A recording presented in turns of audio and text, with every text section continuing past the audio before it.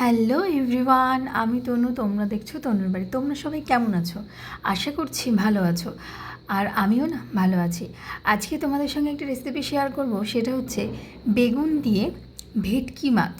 তোমরা ভেটকি মাছের পাতুরি খেয়েছো, ভেটকি মাছ ভাপা খেয়েছো, ভেটকি মাছের অনেক রকম রেসিপি হয়, কাটলেট হয়, ফিঙ্গার হয়। তো আমি আজকে হালকা করে বেগুন দিয়ে ভেটকি মাছের ঝোল করব। আলুও থাকবে তার মধ্যে। তো তার জন্য দেখো, এটা হচ্ছে একটা ছোট ভেটকি মাছ, যার ওজন হচ্ছে 1 কেজি 250। তো দেখো, এখানে আমি ভেটকি মাছের লেজার মুড়োটা বাদ দিয়ে আমি মাছগুলো পিসগুলো নিয়ে নিয়েছি। তো এগুলো ভালো করে ধুয়ে পরিষ্কার করে নিয়েছি। আর এর গায়ে আমি ভালো করে লবণ, হলুদ আর কিছুটা সর্ষের তেল ভালো করে মাখিয়ে নিচ্ছি। দেখো দেখো মাখানো হয়ে গেছে।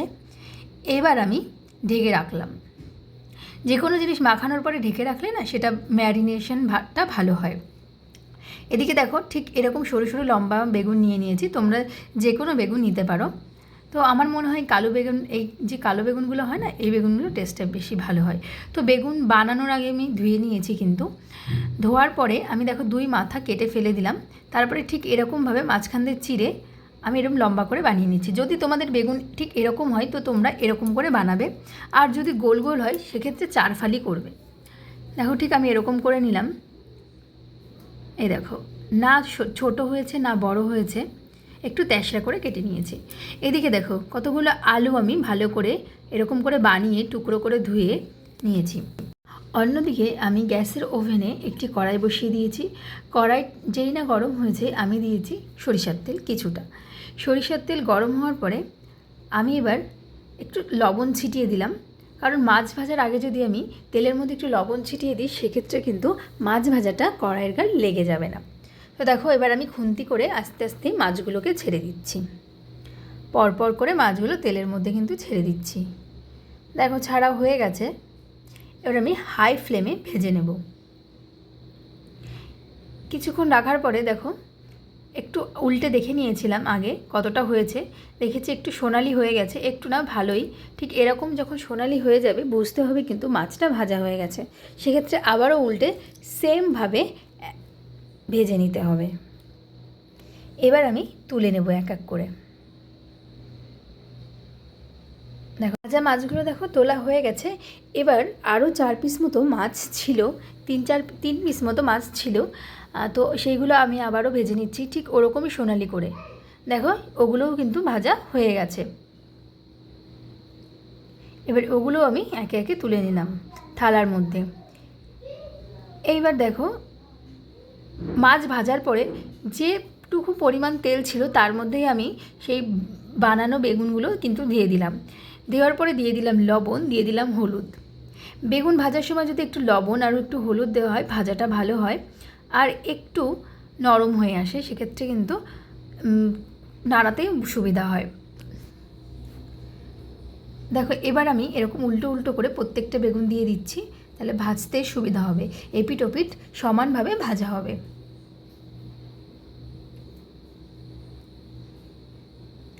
কিছুক্ষণ পর আবার এরকম উল্টে দিলাম।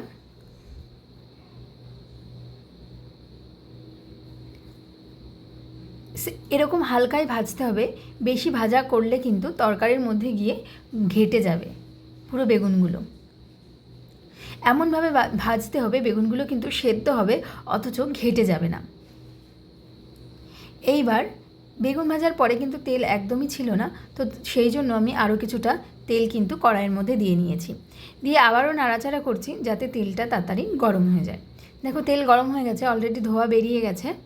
আমি তখন দিয়ে দেব যে বানানো আলুগুলো ছিল না, সেই আলুগুলো আমি দিয়ে দিলাম। দিয়ে এবার দিয়ে দেব লবণ, দিয়ে দেব হলুদ, দিয়ে আমি ভালো করে নাড়াচাড়া করব, যাতে ভাজাটা হয়ে যায়।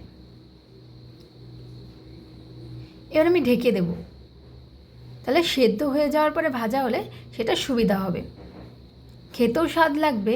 আবার যদি একটু কম জাল হয়, সেক্ষেত্রেও কিন্তু অসুবিধা নেই, আলুটা সেদ্ধ হয়ে যাবে। দেখো, ঠিক এরকম সোনালি করেও আমি আলুগুলো কিন্তু ভেজে নিলাম। যে কোনো জিনিস ভাজার মেন সাইন হচ্ছে সোনালি কালার হয়ে গেলেই বুঝতে হবে যে ভাজা হয়ে গেছে। এবার এটার জন্য তো একটা মশলা করতে হবে নাকি, সেই জন্য আমি নিয়ে নিলাম ওই 2.5 চামচ মতো জিরা, কিছুটা কাঁচা লঙ্কা, কিছুটা শুকনো লঙ্কা। এবার এর মধ্যে দিয়ে দেবো হলুদ, দিয়ে দেবো লবণ। জানো, যে কোনো মশলা পেস্ট করার সময় আমরা যদি হলুদ আর লবণ দিয়ে পেস্ট করি সেটার কালারও সুন্দর আসে আর পেস্টটাও কিন্তু ভালো হয়। এইবার পেস্টটা করতে থাকি। এবার তার মধ্যে আমি ওভেনে যে কড়াইটা ছিল তার মধ্যে আমি আরও কিছুটা তেল দিয়ে নিলাম। এবার রাঁধুনি ফোড়ন দিচ্ছি, তোমরা এখানে কালো জিরেও ফোড়ন দিতে পারো, আমার রাঁধুনির ফ্লেভারটা একটু ভালো মনে হয়, ভালো লাগে, সেজন্য আমি রাঁধুনি দিয়েছি। এবার যে পেস্টটা আমি তখন করলাম না, সেই পেস্টটা আমি দিয়ে দিলাম। পেস্টে ছিল 2.5 চামচ জিরা, ছিল কাঁচা লঙ্কা, ছিল শুকনো লঙ্কা আর লবণ আর হলুদ, ব্যাস, আর কিছুই কিন্তু ছিল না, একদম সিম্পল একটা মশলা। এবার আমি মশলার পাত্র ধোয়া জলটা কিন্তু দিয়ে দিয়েছি, দিয়ে ভালো করে নাড়াচ্ছি। এবার যেটা আমি করব, ভালো করে কষানোর জন্য আমি এটা ঢেকে দিলাম। কিছুক্ষণ পরে আমি ঢাকনাটা আগলা করব। দেখো একদম তেল বেরিয়ে এসেছে, দেখেছ?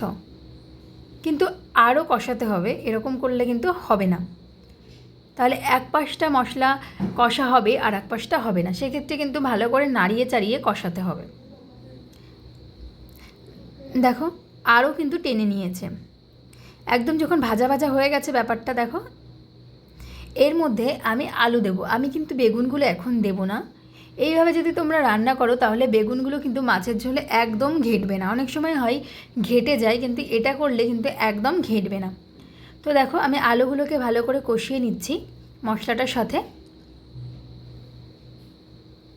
এটাতেও দেখো আলু দিয়ে কষার সময় মশলাটা সাইড দিয়েও কিন্তু তেল বেরিয়ে গেছিলো।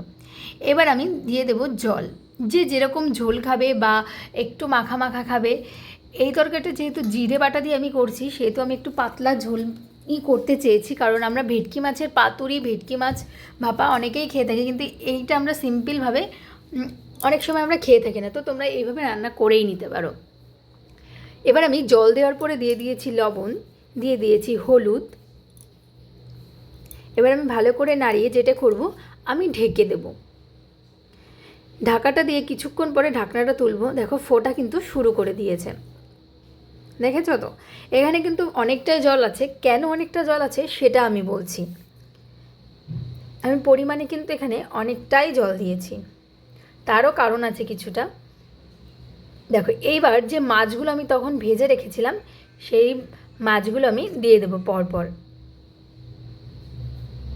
এক এক করে। দেখো এই মাছগুলো আমি কিন্তু ঝোলে দিয়ে দেবো।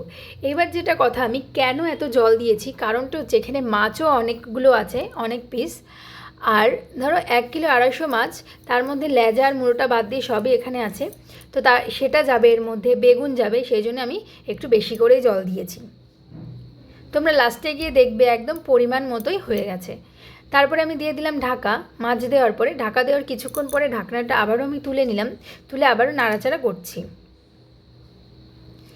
মাছ দেওয়ার পরে বেশ কিছুক্ষণ আমি ফুটতে দিয়েছি। এবার আমি দিয়ে দেব বেগুন। নামিয়ে নেওয়ার ঠিক 7-8 মিনিট আগে বেগুনটা দিয়ে দিতে হবে। ওই 7-8 মিনিট না হলে হবে, 5-6 মিনিট মতো হলেও হবে, যেহেতু বেগুনগুলো বেশ ভালোই ভাজা আছে। দেখো, দেখেছো তো কেন আমি জলটা বেশি দিয়েছিলাম? দেখো এইবার বেগুনটা দেওয়া হয়ে গেছে, যেহেতু এখানে লবণ হলুদ সবই ঠিক আছে, তার আগেও তোমরা একটু চেক করে নেবে। আমি এবার ঢাকা দিয়ে দিলাম, ঢাকাটা তুলে নিলাম। তাহলে কী হবে, ঢাকাটা দিলে বেগুনের মধ্যে ঝোলটা ঢুকে যাবে আর টেস্টটাও কিন্তু সুন্দর আসবে। তোমরা যদি মনে করো ঝোলটা একটু বেশি পাতলা হয়ে গেছে, সেক্ষেত্রে আমি যেমন করছি, 2টো আলু ওই যে ঢাকনা দিয়ে আমি ঢাকছিলাম না, ওটা দিয়েই, ওটার উপরে রেখেই আমি আলুটা গেলে নিচ্ছি। দেখো ম্যাশ করে নিয়েছি। এইবার ওই ম্যাশ করা আলুটা ওর মধ্যে দিয়ে দিচ্ছি, এতে কিন্তু টেস্টটা আরও বাড়িয়ে দেবে আর ঝোলটাও কিন্তু গাঢ় হয়ে যাবে। দেখো আমার রান্না কিন্তু রেডি, তোমরা দেখেই বুঝতে পারছো। আমি গ্যাসটাও বন্ধ করে দিয়েছি, এবার নামিয়ে নিলেই কিন্তু রেডি বেগুন দিয়ে ভেটকি মাছ। তোমাদের কেমন লাগলো অবশ্যই জানিও, ভালো লাগলে লাইক কমেন্ট শেয়ার করতে কিন্তু ভুলো না। আর এরকম লোভনীয় রেসিপি পেতে আমার চ্যানেলটিকে সাবস্ক্রাইব করো। দেখা হচ্ছে নেক্সট কোনো রেসিপি নিয়ে, নেক্সট কোনো ভিডিওতে। সবাই ভালো থেকো, সাবধানে থেকো, টাটা।